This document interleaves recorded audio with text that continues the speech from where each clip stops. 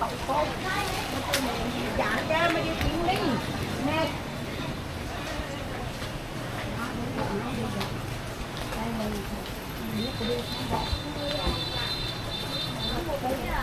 quanh tắm này tắm này tắm này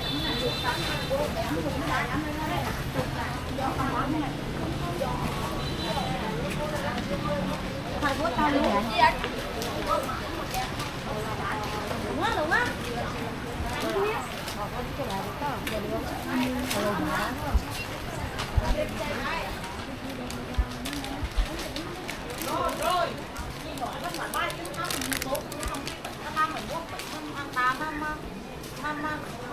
ba dần lúa dần tới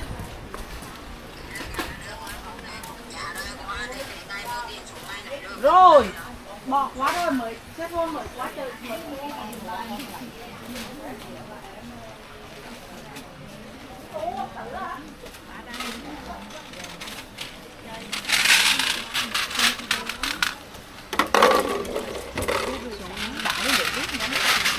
khi được bể đấy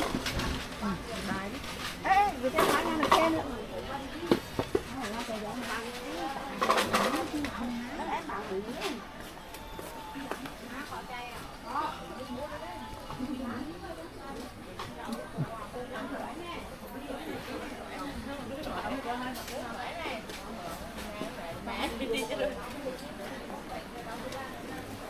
không lắm của bà đôi xi chứ đó bà đôi xi dài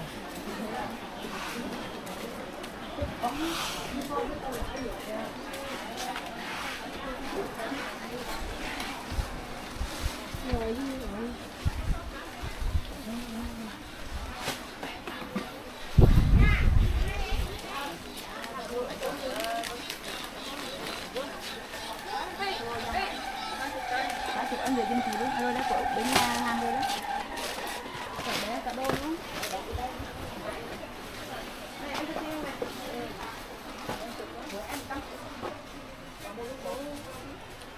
Je le mettrai ce soir, mon anniversaire.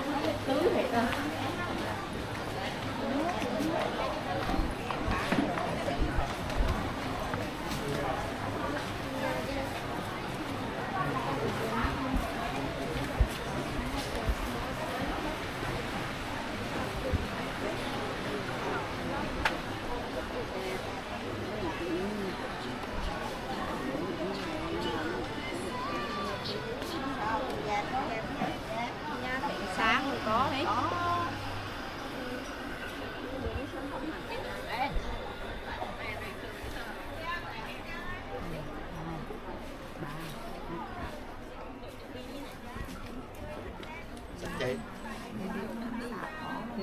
Ê, ương mi đấy. Đang đâu đó mới đấy. Đang vô dương được muốn đi cháu vô dương hết á. Có 2 viên.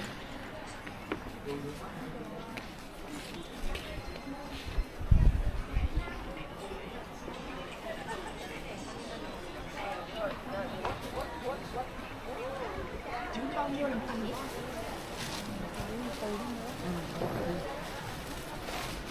Từ đi nữa thôi. Phải bắt 20 đó. Hai bộ. Đó là 80 tôi mua chi lên nó nọ. Đấy nữa này, đấy nữa này.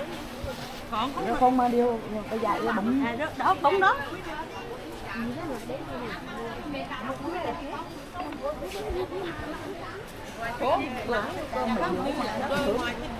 Anh rửa thân mẹ đưa cho con 220 rồi.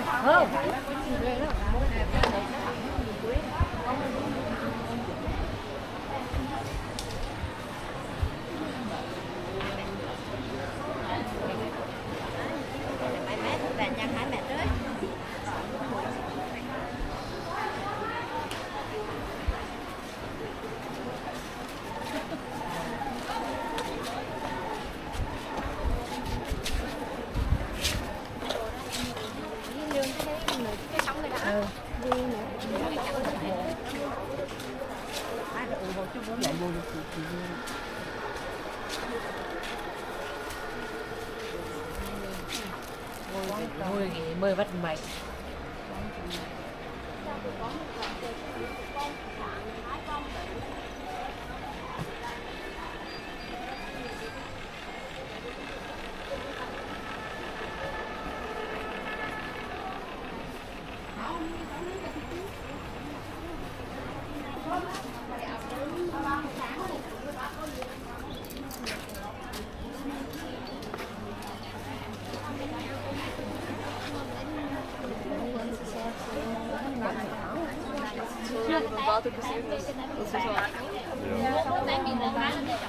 Mẹ thì cho bỏ 3 kg một loại đã hết.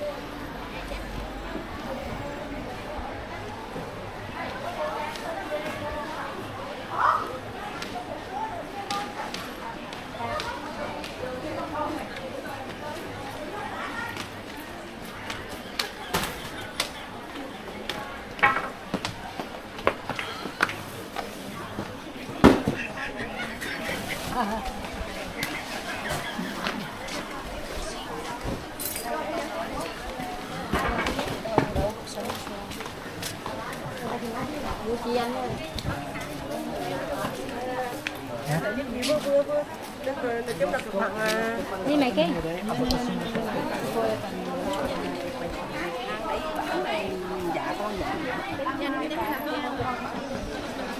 Chơi video. Có quạt rồi. Chẳng có quạt đâu. Ôi cái khóa đỉnh dây đó rồi.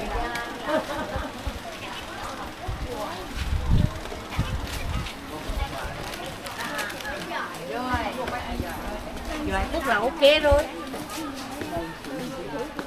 Mua đâu?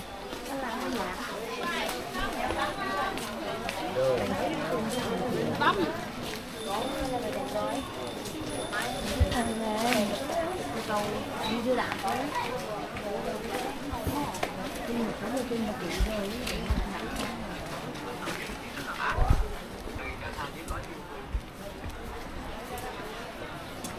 Ai mình nấu mấy hôm giờ.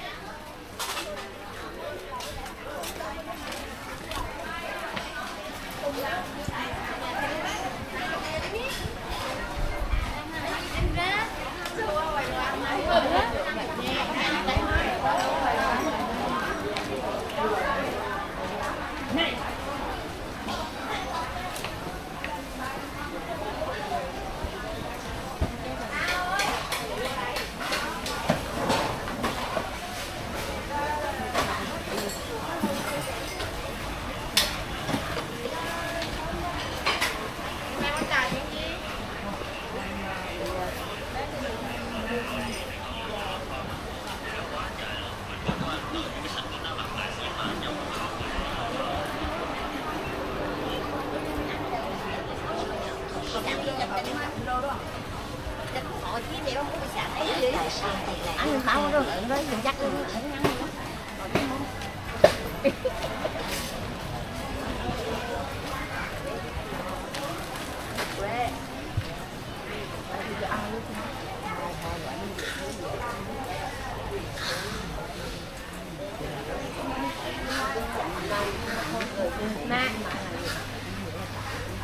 Đây sao mua đây?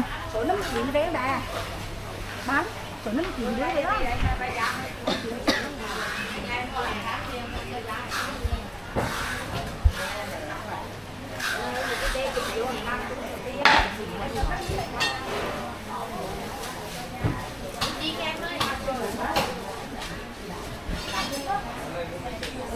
Em mới muốn hỏi muốn bên tình gì?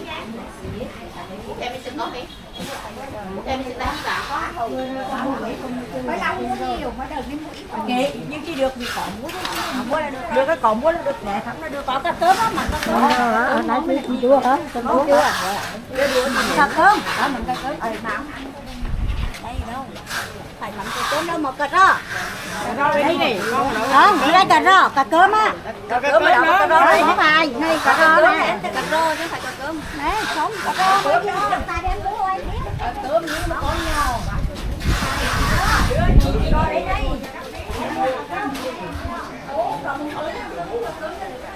cái chảo cái tự bụng cái tiêu đó con.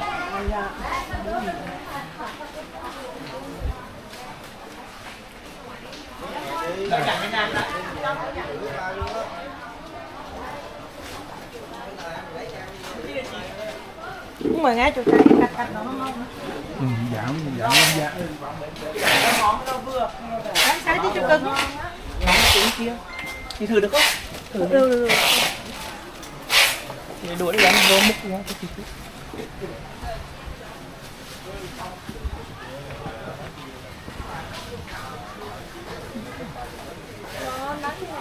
Nó nóng làng mới sẵn nha.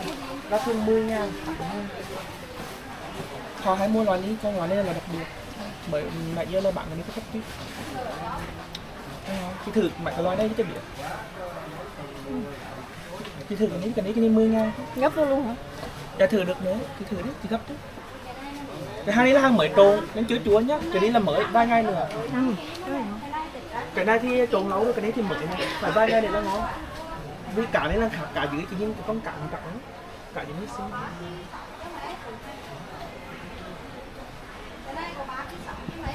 Cái 10 hả? Dạ. Nhưng cái này thì để được 1 tháng thôi, cái này để đấy thôi. Nhưng cả cái cà xíu bên có cả cái nó hết. Năm năm.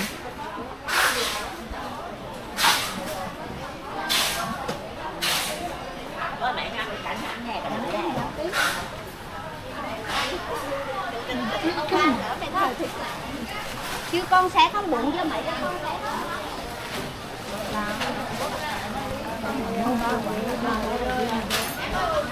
Ra nào.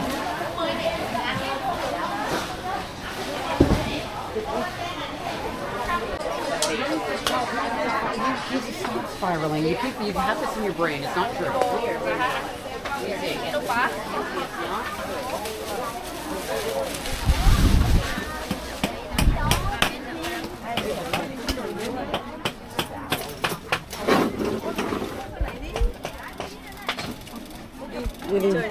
Lên tầng 2. Ủa dây đẹp với cô. Đó ngay nó gọi đó. Cái em bảo bi. Cháy chị là chị của mời bạn.